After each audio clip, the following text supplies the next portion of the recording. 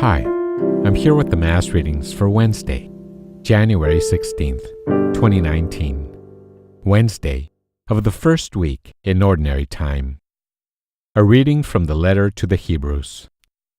Since the children share in blood and flesh, Jesus likewise shared in them, that through death he might destroy the one who has the power of death, that is, the devil, and free those who through fear of death had been subjected to slavery all their life.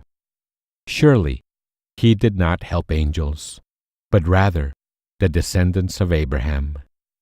Therefore, he had to become like his brothers and sisters in every way, that he might be a merciful and faithful high priest before God, to expiate the sins of the people, because he himself was tested through what he suffered. He is able to help those who are being tested. The Word of the Lord. The Responsorial Psalm. Today's Responsorial Psalm is Psalm number 105. The response is, "The Lord remembers his covenant forever. The Lord remembers his covenant forever. Give thanks to the Lord. Invoke his name, make known among the nations his deeds. Sing to him, sing his praise, proclaim all his wondrous deeds. The Lord remembers his covenant forever. Glory in his holy name. Rejoice, O hearts that seek the Lord. Look to the Lord in his strength. Seek to serve him constantly. The Lord remembers his covenant forever. You descendants of Abraham, his servants, sons of Jacob, his chosen ones.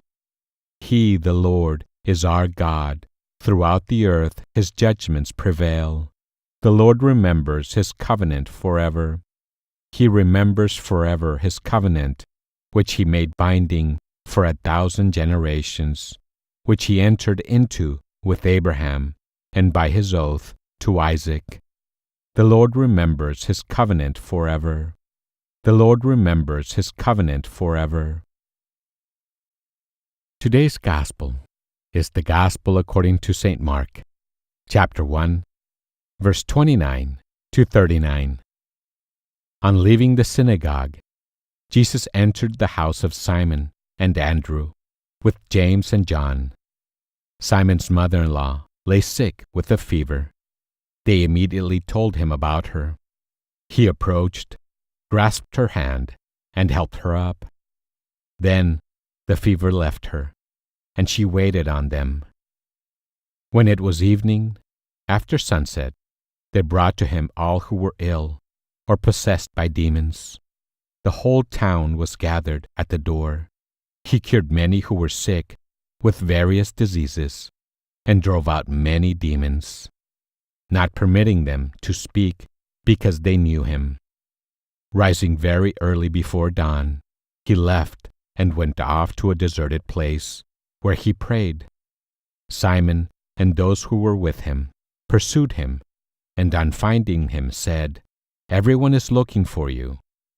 He told them, "Let us go on to the nearby villages, that I may preach there also. For this purpose have I come."